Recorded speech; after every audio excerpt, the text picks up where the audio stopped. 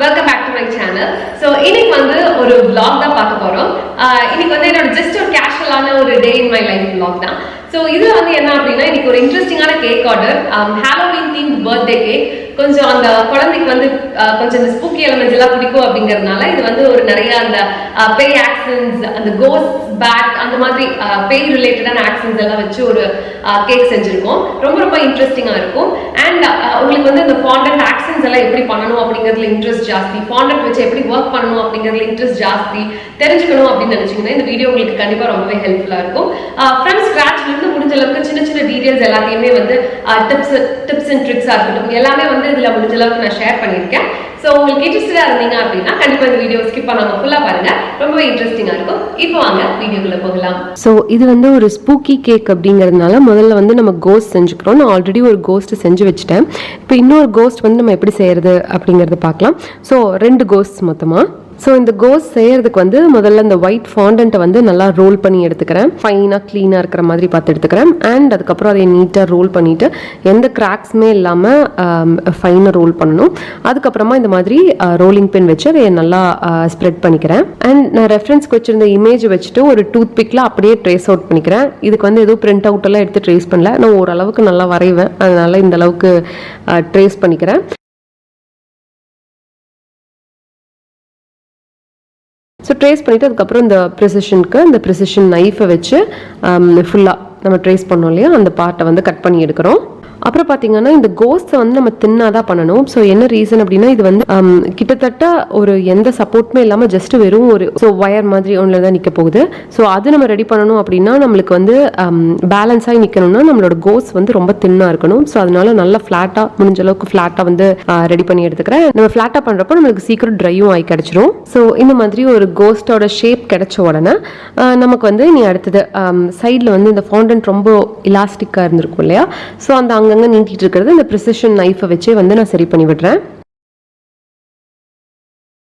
அதுக்கப்புறமா அந்த கோஸ்ட்டுக்கு கியூட்டான 2 கண்ணு அதுக்கப்புறம் வாயு போட்டுட்டு நம்மளோட கோஸ்ட்டை வந்து கம்ப்ளீட் பண்ணி எடுத்துறேன். இது வந்து கம்ப்ளீட்டாக ட்ரை ஆகட்டும். அடுத்தது மெயினாக வந்து நம்ம இந்த ஸ்பூக்கி கேக்குக்கு தேவையான ஸ்பூக்கி ட்ரீயை ரெடி பண்ண போகிறோம். அதுக்கு இந்த மாதிரி ப்ரௌன் கலர் ஃபாண்டன்ட் எடுத்திருக்கேன். அதை வந்து இந்த மாதிரி நல்லா நீட் பண்ணிட்டு ஒரு ட்ரீ ஷேப்புக்கு வந்து பண்ண போகிறேன். ஸோ நிறைய அந்த ட்விக்ஸ், நிறைய வந்து இந்த பிரான்ச்சஸ் இந்த மாதிரி நிறையா இருக்கும். ஸ்பூக்கி அப்படிங்கிறதுனால கொஞ்சம் நல்லா அந்த பேய் எஃபெக்ட் எல்லாம் இருக்கணுங்கிறதுக்காக யூஸ்வலாக நம்ம வயரில் வச்சு கூட பண்ணலாம். நான் ஆல்ரெடி அதை ட்ரை பண்ணி பார்த்தேன்.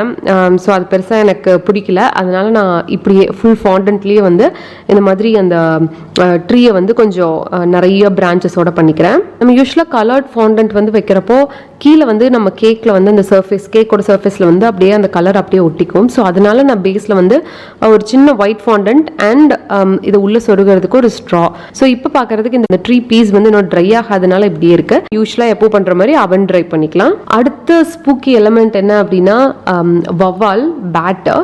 ஸோ அந்த பேட்டை வந்து அதே மாதிரி ஒரு பிளாக் ஃபாண்டன்ட் வச்சுட்டு நம்ம ஆல்ரெடி அந்த கோஸ்ட்டுக்கு பண்ணோம் இல்லையா, அதே மாதிரி ஃபுல்லாக நான் அந்த ரெஃபரன்ஸ் இமேஜை வச்சுட்டு ஃபுல்லாக ட்ரேஸ் அவுட் பண்ணிவிட்டு அதை வந்து இந்த ப்ரிசிஷன் நைஃப் வச்சு கட் பண்ணி எடுத்து ரெடி பண்ணிக்க போகிறேன். ஸோ இதுவும் அதே மாதிரி எவ்வளோ தின்னாக பண்ணுறோமோ அந்த அளவுக்கு நம்மளுக்கு சீக்கிரம் ட்ரை ஆகி கிடைக்கும். அதே மாதிரி இன்னொரு இதில் நம்ம ஒட்ட போகிறோம், இன்னொரு ஃபாண்டன்ட் பீஸில் ஒட்ட போகிறோம். ஸோ தின்னா பண்ணோம் அப்படின்னா ஒட்டுறது வந்து ஈஸியாக இருக்கும். சீக்கிரம் இந்த வெயிட்டு அதிகமாக இல்லைன்னா ஃபால் ஆஃப் ஆகாது. ஸோ அந்த ரீசனுக்காக நம்ம தின்னா பண்ணிக்கிறோம். இப்போ இதே மாதிரி 3 பேட்ஸ் ரெடி பண்ணி எடுத்துக்கிறேன். அண்ட் இது கூடவே வந்து இந்த பிளாக் ஃபாண்டன்ட்டுங்கிறதுனால ஒரு ஹாலோவீன் கேப் மாதிரி ஒன்று ரெடி பண்ணியும் எடுத்திருக்கேன். ஸோ இந்த பம்ப்கின் தலைமையில வைக்கிறதுக்கு. அடுத்தது ரெஃபரன்ஸ் இமேஜில் வந்து இப்படி தான் இருந்தது, ஒரு எல்லோ ஒரு ஆப்ஜெக்ட். ஸோ நான் வந்து அது எல்லோ லைட்டாக இருக்கும் அப்படின்னு நினைக்கிறேன். ஆர் அது அந்த சன் டஸ்க் டைமா அப்படிங்கிறது தெரியல. பட் அந்த இமேஜில் இருந்தது நான் அப்படியே வந்து ஒரு ரவுண்டான ஒரு ஆப்ஜெக்ட். ஸோ அது மேலே வந்து இந்த வவ்வால் இருக்கிற மாதிரி. ஸோ அந்த ஆப்ஜெக்ட் தான் ரெடி பண்ணுறேன். ஸோ யூஸ்வலாக இந்த மாதிரி ரவுண்டாக இருக்கிறப்போ ஒரு டூத் பிக் இன்சர்ட் பண்ணி அந்த ஒரு டூத் பிக்கில் பேலன்ஸ் கொடுக்கறத விட இந்த மாதிரி 2 டூத் பிக் நம்ம வச்சிட்டோம் அப்படின்னா நல்லா வந்து பேலன்ஸ் ஆகி ஸ்டேபிளாக இருக்கும். இப்போ அடுத்தது பார்த்தீங்க அப்படின்னா நம்ம வந்து இந்த ஹாலோவீன் அப்படின்னாலே என்ன, அந்த ஸ்பூக்கி அப்படின்னாலே ஸோ பேசிக்காக இது வந்து ஒரு ஹாலோவீன் தீம். அதை வந்து இந்த பர்த்டே பேபி கேட்டிருந்தாங்க. ஸோ ஹாலோவீன் பம்ப்கின் தான். அந்த பம்ப்கின்க்கு வந்து நம்ம அந்த ஒரு ஆரஞ்சு கலரில் பம்ப்கின் ஷேப்பில் ஒன்று பண்ணிவிட்டு அதுக்கு உள்ளே வந்து அந்த ஸ்ட்ரைப்ஸ் எல்லாம் கொடுத்துட்டு கண்ணு மூக்கு மூக்கு வாய் கொஞ்சம் ஸ்பூக்கியாக கொஞ்சம் அந்த பேய் எஃபெக்டோட பண்ண போகிறோம். நான் ஏற்கனவே சொன்ன மாதிரி இதை நம்ம அடுத்த நாள் ஸோ 2 நாள் கழிச்சு டெலிவர் பண்ண போகிறோம். ஸோ அதனால தான் நான் முன்னாடியே வந்து இதை ரெடி பண்ணி வச்சுட்டேன். 2 days முன்னாடியே எனக்கு அடுத்த நாள் ஒர்க் இருந்ததுனால இது வந்து ஏர் ட்ரையே பண்ணலாம். பட் நான் வந்து கொஞ்சம் சேஃபாக இருக்கணும் அப்படிங்கிறதுக்காக அவனில் வச்சு ட்ரை பண்ணி எடுத்துகிட்டு இனி இதை நான் வந்து ப்ராப்பராக ஸ்டோர் பண்ணிக்க போகிறேன். ஸோ இப்போ வந்து இதை ட்ரை பண்ணி எடுத்துகிட்டு ஸ்டோர் பண்ணிட்டோம் அப்படின்னா இது வந்து நம்ம கரெக்டாக அந்த கேக் டெலிவர் பண்ணுற அன்றைக்கி நம்ம எல்லாத்தையுமே அசெம்பிள் பண்ணால் போதும்.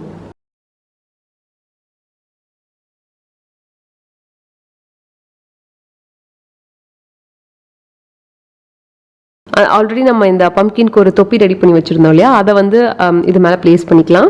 ஸோ அந்த ஹேட் வந்து நல்லா ஸ்டேபிளாக இருக்கணும் அப்படிங்கிறதுனால ஒரு டூத்பிக் இன்சர்ட் பண்ணி நான் சென்டரில் அந்த ஹேட்டுக்கு நல்லா பேலன்ஸ் கொடுக்குறேன். பம்ப்கின் சர்ஃபேஸ் நல்லா பெருசாக இருக்குங்கிறதுனால இந்த ஹேட்டே வந்து நல்லா பேலன்ஸ் பண்ணி நின்றும். ஸோ இப்போ ரெடி ஆகிடுச்சு. அதே மாதிரி நம்ம அந்த பேட்டுக்கு வந்து கண் மூக்கு அப்புறம் அந்த கால் அதெல்லாமே ரெடி பண்ணி எடுத்துட்டோம் ஒயிட் ஃபாண்டன்ட் வச்சு. ஸோ இப்படி தான் டர்ன் அவுட் ஆச்சு. இனி அடுத்தது வந்து நம்மளுக்கு பர்த்டே பேபியோட நேம், அதுக்கப்புறம் வந்து கேக்கில் வந்து சைடில் அங்கங்கே ஒட்டுறதுக்கு கொஞ்சம் அந்த ஒரு yellow and orange டாட்ஸ் மாதிரி ரெடி பண்ணி எடுத்துக்க போகிறோம்.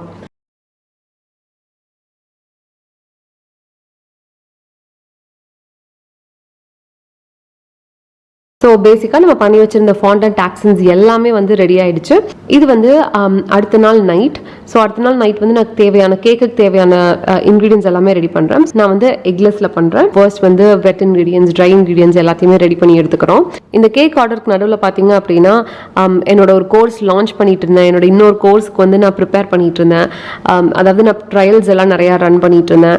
அண்ட் என்னோட கோர்ஸ் அந்த டைமில் லான்ச் பண்ணியிருந்ததுனால அதுக்கு நிறைய ப்ரொமோஷனல் ஒர்க்ஸ் எடிட்டிங் அது இது போயிட்டு ரொம்ப பிஸியா இருந்தேன். மெயினா வந்து கேக் ரொம்ப இன்ட்ரெஸ்டிங்கான கேக்கா இருந்தது. கண்டிப்பா இந்த ஆர்டர் எடுத்துடணும் அப்படின்னு சொல்லிட்டு ஒர்க் பண்ணிட்டு இருக்கேன். இதுக்கு நடுவில் என்னோட சிஸ்டரோட வெட்டிங். ஸோ ரொம்ப ரொம்ப பிஸியா இருந்தது.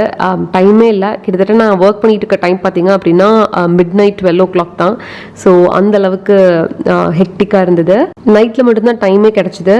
நீங்க பார்த்தீங்கன்னாலே தெரியும் பின்னாடி எல்லாருமே தூங்க போயிட்டாங்க. அண்ட் ஆல்சோ நான் ரொம்ப தனியாக லேட் நைட் ஒர்க் பண்ணிட்டு இருந்தேன். கிட்டத்தட்ட அந்த 1 வீக்கே வந்து ஃபுல்லாக இந்த மாதிரி நிறைய கோர்ஸ் ரிலேட்டடான விஷயங்கள் போயிட்டு இருந்ததுனால ரொம்ப லேட்டாக தான் தூங்கினேன். அண்ட் நைட்டு தான் வந்து ஒர்க் பண்ணவே முடிஞ்சுது. அண்ட் பை த வே நீங்கள் யாராவது இதை ஃபர்ஸ்ட் டைம் என்னோட சேனல் பார்க்குறீங்க அப்படின்னா நான் வந்து கேக் பேக்கிங் கோர்சஸும் பண்ணிகிட்ருக்கேன். ஆன்லைனில் வந்து கண்டக்ட் பண்ணிகிட்ருக்கேன். ஸோ அதை பற்றின உங்களுக்கு டீட்டெயில்ஸ் ஏதாவது தேவைப்பட்டுச்சு அப்படின்னா நீங்கள் வந்து எனக்கு டிஎம் பண்ணலாம். இன்ஸ்டாகிராமில் டிஎம் பண்ணலாம். ஒரு யூடியூப்பில் கமெண்ட் பண்ணுங்கள். என்னோட கமர்ஷியல் ரெசிபிஸ் எல்லாத்தையுமே வந்து என் கோர்ஸில் ஷேர் பண்ணுறேன். அண்ட் இது வந்து ரொம்ப ரொம்ப டீட்டெயில்டான கோர்ஸ். ஸோ இதை பற்றின ஃபர்தர் இன்ஃபர்மேஷன் தேவைப்பட்டுச்சுன்னா ஏற்கனவே சொன்ன மாதிரி டிஎம் பண்ணுங்க. ஸோ ஒரு வழியாக பேட்டரில் ரெடி பண்ணி முடிச்சாச்சு. இதை வந்து டென்ஸில் மாற்றிட்டு கொண்டு போய் நம்ம அவனில் வச்சு பேக் பண்ணி எடுத்துக்கலாம். காலையில் ஹெல்ப்புக்கு ஆள் வருவாங்க. பட் நம்ம அது வரைக்கும் வெயிட் பண்ண வேணாம்னு சொல்லிட்டு நான் மோஸ்ட்டாக என்னோட திங்ஸ் எல்லாத்தையுமே நானே வாஷ் பண்ணி வச்சுருவேன். ஸோ ரீசெண்டாக இதுக்கு முன்னாடி எனக்கு ஒரு 2-3 ஆர்டர் வர கண்டினியூஸாக இருந்ததா, லைக் முந்தின நாள் அதுக்கு முந்தின நாளெல்லாம். ஸோ அதனால் அப்படியே டியூன் ஆகிட்டேன். அப்படியே ஃபுல்லாக நானே யூஸ் பண்ணிவிட்டு அதுக்கப்புறம் நானே வந்து அதையும் வாஷ் பண்ணி வச்சுட்டு எடுத்து வச்சுட்டு தூங்குறது. ஸோ இதுக்கப்புறம் தூங்க முடியாது. கொஞ்சம் எடிட்டிங் ஒர்க் எல்லாம் இருக்குது. ஸோ ஃபர்ஸ்ட் வந்து க்ளீன் பண்ணிவிட்டு அதுக்கப்புறம் என்ன ஒர்க் எப்படி போச்சு அப்படிங்கிறது காமிக்கிறேன். ஸோ பேசிக்காக நம்மளோட கேக் வந்து அவனில் பேக் ஆகிட்டுருக்கு. அண்ட் மீன்வேல் என்னோட கோர்ஸோட நான் சொன்னேன் இல்லையா, ப்ரமோஷனல் ஆக்டிவிட்டீஸ் அண்ட் கோர்ஸ் வந்து கொஞ்சம் எடிட் பண்ண வேண்டிய வேலை அதெல்லாமே இருந்தது. ஸோ அதுதான் நைட்டுக்கு வந்து பண்ணிகிட்ருக்கேன். டோட்டலாக யாருமே இல்லை, அவ்வளோ அமைதியாக இருந்தது. அண்ட் எனக்குமே டயர்ட் ஆயிடுச்சு. பட் ஸ்டில் இந்த ஒர்க்கை மட்டும் முடிச்சிட்டா தான் நான் வந்து ஒரு 2 days லான்ச் எல்லாம் வச்சுருந்தேன். ஸோ அதுக்குள்ளே என்னால் ரெடி பண்ண முடியும். இப்போ வந்து கேக் ஸ்பஞ்ச் ரெடி ஆயிடுச்சு அப்படின்னா அவ்வளோதான். அதை மட்டும் எடுத்து கூல் டவுன் ஆக விட்டுட்டு நான் போய் தூங்கிடுவேன். அடுத்த நாள் காலையில் தான் வந்து நான் கேக் மீதி இருக்க ஒர்க் அதெல்லாமே பண்ண போகிறேன். ஸோ இப்போ அடுத்த நாள் காலையில் நம்ம கேக்குக்கு வந்து நான் க்ரீம் சீஸ் ஃப்ராஸ்டிங் தான் யூஸ் பண்ணுறேன், ரெட் வெல்வெட் கேக் அப்படிங்கிறதுனால. ஸோ நம்மளோட ஃப்ராஸ்டிங் வந்து நல்லா ரெடி பண்ணி எடுத்துட்டேன். பார்த்தீங்கன்னா தெரியும் நல்லா சில்கி ஸ்மூத்தாக இருக்குது. அண்ட் இது வந்து ரொம்ப அந்த டூ மச் சுகரி எல்லாம் இருக்காது. அவ்வளோ பர்ஃபெக்டான ஒரு க்ரீம் சீஸ் ரெசிபி இது.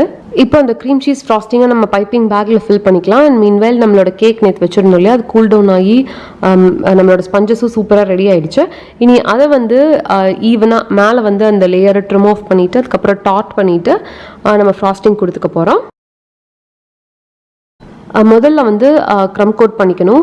ஸோ க்ரம் கோட் வந்து ரொம்ப தின் லேயராக இருக்கணும். அதுதான் வந்து ஒரு பர்ஃபெக்டான க்ரம் கோட்டுன்னு சொல்லுவோம். ஸோ ஒன்ஸ் க்ரம் கோட்டிங் முடிஞ்சிச்சு அப்படின்னா அதை சில் பண்ணி எடுத்துக்கலாம். ஸோ இந்த கஸ்டமர் கேட்டிருந்த அந்த ரெஃபரன்ஸ் இமேஜில் பார்த்தீங்க அப்படின்னா கலர் வந்து ஒரு லாவெண்டர் கலர் மாதிரி இருந்தது, ஃபுல்லாக கேக் கவர் ஆக போகிறது. ஸோ அதுக்கு வந்து நான் லாவெண்டர் ஜெல் ஆட் பண்ணிவிட்டு ஃபுல்லாக நம்மளோட கேக்கை வந்து ஃப்ராஸ்ட் பண்ணி எடுத்துக்க போகிறேன்.